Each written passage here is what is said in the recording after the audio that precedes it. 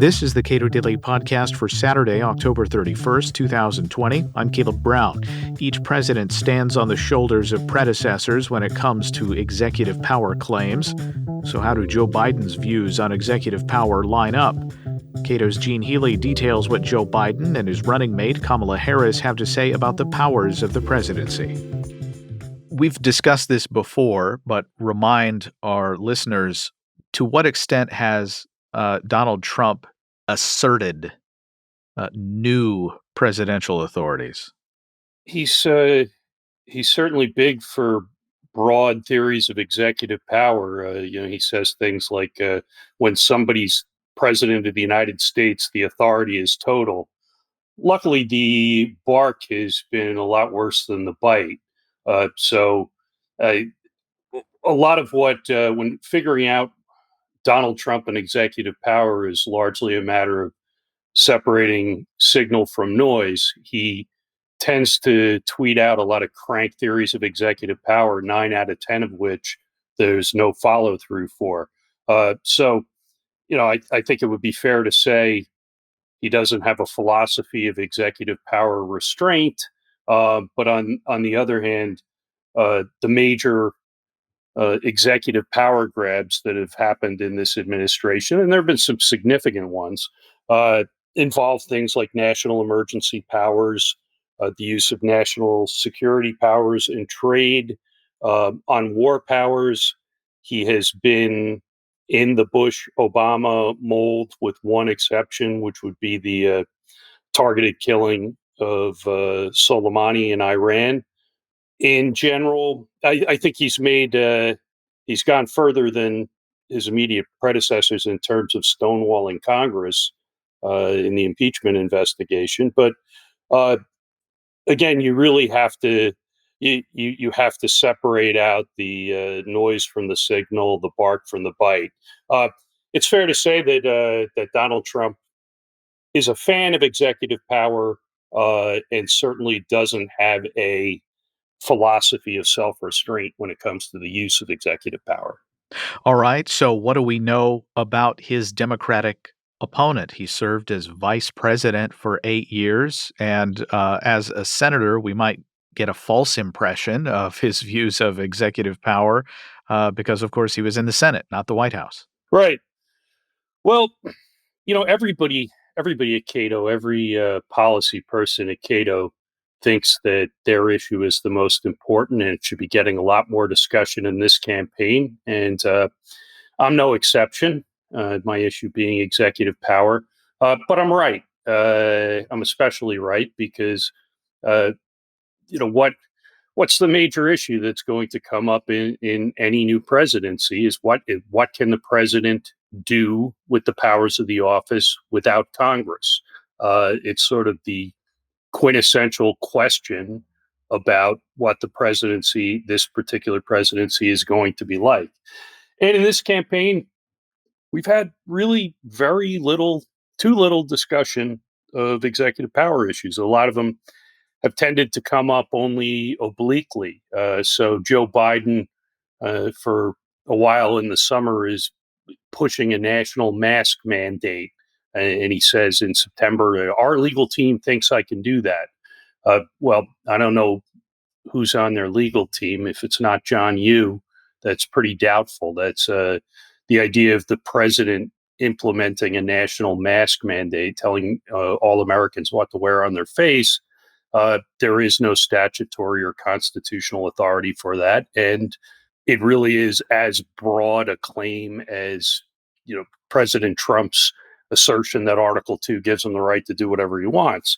Biden has walked that claim back, but you certainly didn't see or hear a lot of discussion of the scope of the powers of the presidency in our two debates and two town halls. How much of that, I mean, we can't really say with confidence how much of that is campaign rhetoric. And as you said, he has backed down a bit from it.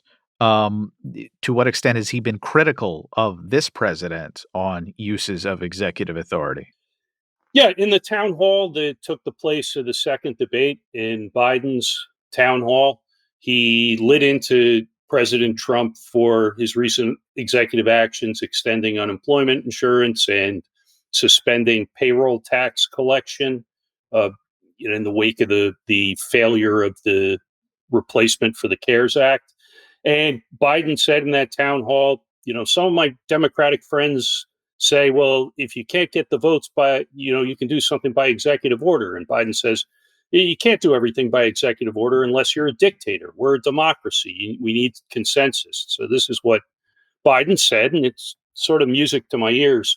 And then I thought it sounded familiar. So I looked up what President Obama had said about rewriting immigration law with the stroke of a pen. And he said something quite similar. That's not how our democracy functions. That's not how our Constitution is written. And then came back in less than a year later and did everything he said he didn't have the power to do. So uh, the fact that Joe Biden has criticized Trump on this basis on the campaign trail really doesn't tell you much. But we did actually have a fairly substantive discussion of executive power issues much earlier in the campaign, or last September. There's some of our audience may uh, be familiar with the New York Times reporter Charlie Savage. Executive power is basically his beat, and for each of the last four presidential election cycles, he's gotten the candidates or tried to get the candidates to answer a questionnaire on the powers of the presidency with a lot of hypotheticals in it. And he's had pretty good success doing that, except for the 2016 cycle when only Rand Paul and Ben Carson answered the questionnaire. But in most of the presidential elections, he's gotten a majority of the candidates to fill out a pretty detailed questionnaire on their views on executive power. Um, and as it happens, Joe Biden has answered this survey or a version of this survey twice, when he was running in 2008 and in September. And so it is interesting to be able to compare the answers he gave the first time around uh, when he was running for the presidency in his own right in 2008, before he became vice president, and what he was saying at the beginning of this Democratic primary season. Because after he served in the vice presidency, uh, the, a lot of his views seem to grow in office. He has a much broader vision of what the president can get away with constitutionally than he did the first time around. Practically speaking, what did that entail? So, for example, uh, he was asked in the first survey that there's some standard questions or variations on standard questions. Savage always asked the candidates what are their views about constitutional war powers. Can the president launch a military attack if the United States is not under immediate threat, or does he need Congress? And the first time around, Senator Biden, this is in uh, the December 2007 is when he's answering this. For uh, Biden said categorically and clearly that the president had no power to launch military force without uh, without Congress, in if there wasn't an imminent attack. He said the Constitution is clear, except in response to an attack or the imminent threat of attack.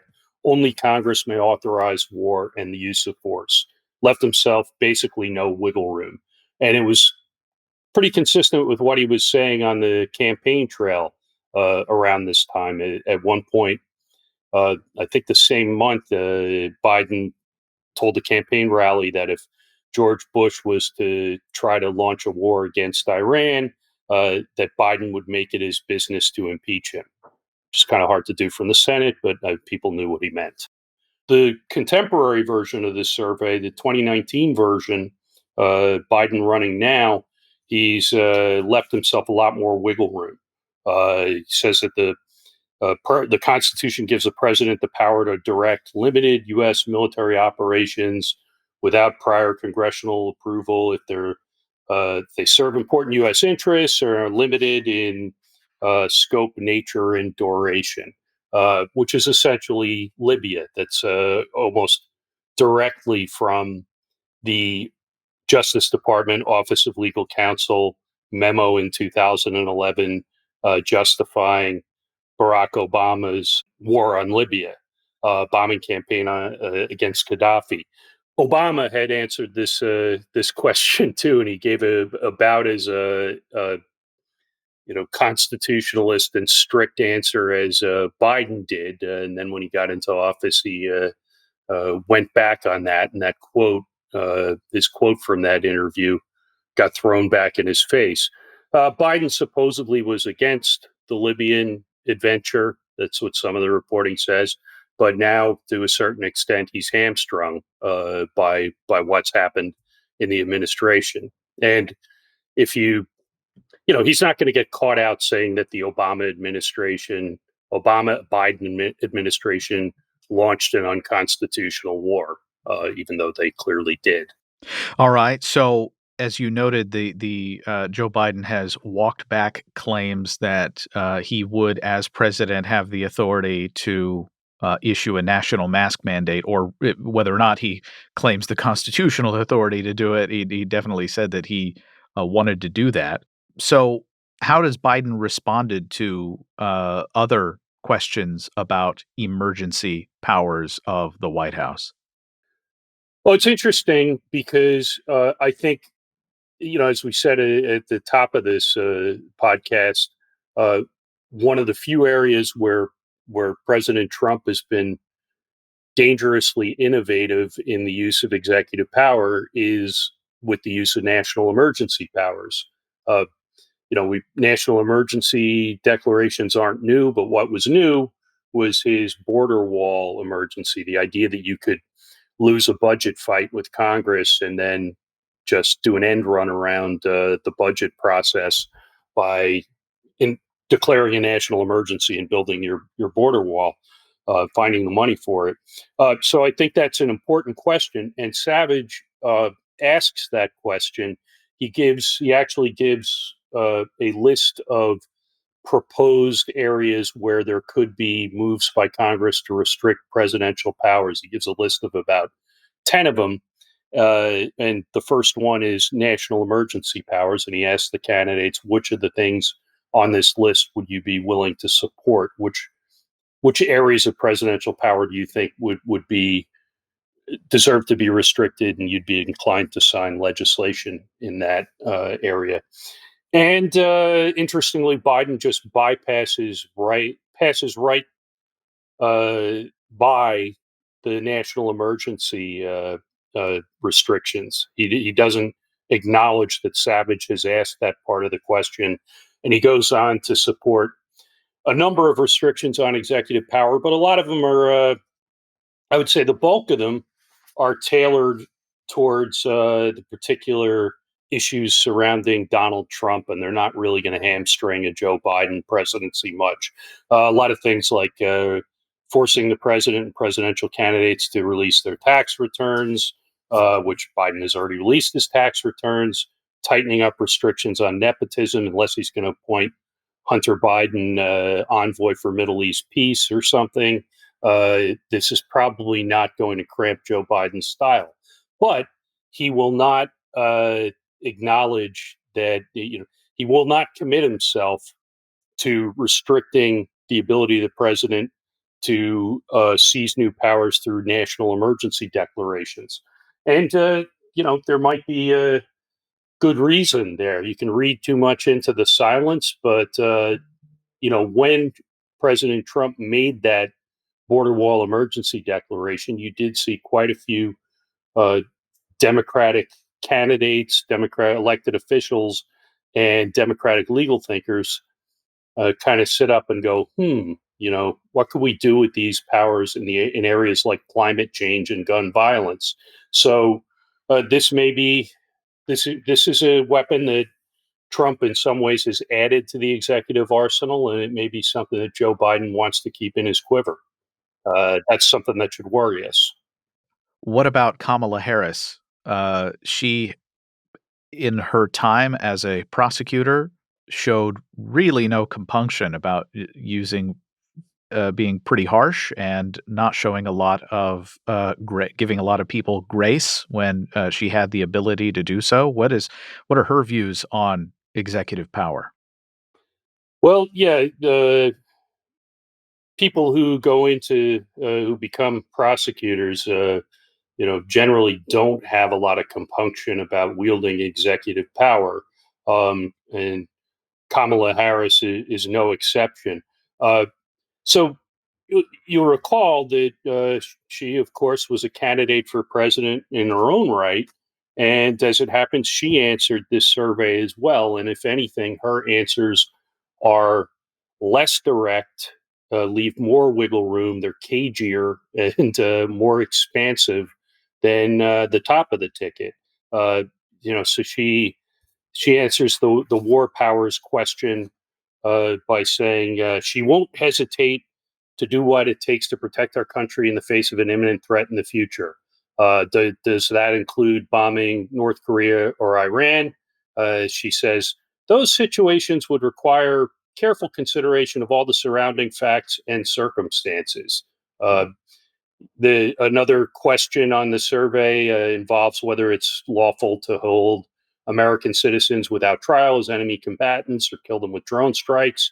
Those are the former being something that the Bush administration did, the latter something, of course, that the Obama administration did. Harris's answer is any president should reserve the right to act quickly to protect our country from attack, but decisions of such consequence must rely on our values and constitutional principles. So that really clears that up. Thanks. She also ducked the emergency powers question and wouldn't commit herself to restraining presidential power in that area. So, all told, it's always difficult to tell. Executive power, even though it should be, is never uh, quite at the center of campaign debates. It certainly has not been at the center of this debate. It's always hard to tell by how they answer questions like these what presidents are going to do. I mean, you look at Obama's clear answer on the war powers question before he became president, and then of course he goes and bombs Libya for 7 months with no congressional authorization at all. So it's not. There's no guarantee. These aren't ironclad campaign pledges, but they do provide us with some information. The information that we have, reading between the lines in some cases, it doesn't suggest there will be any kind of sincere effort to put the genie back in the bottle, to restrict. Very few people do what it takes to become president. People who are willing to uh, to run that gauntlet. Very few of them, and if they end up in the presidency, they're not inclined to say, "Well, now that I'm here, I'd like less power." And certainly, there's nothing about Joe Biden or Kamala Harris's career to suggest that they're going to be the exception to the rule. All of which means if you want real reform on separation of powers issues, it's got to come from outside the presidency, and it's got to come from Congress. And I think that's what we can conclude here. Gene Healy is a vice president at the Cato Institute. Subscribe to the Cato Daily Podcast anywhere you please and follow us on Twitter @Cato Podcast.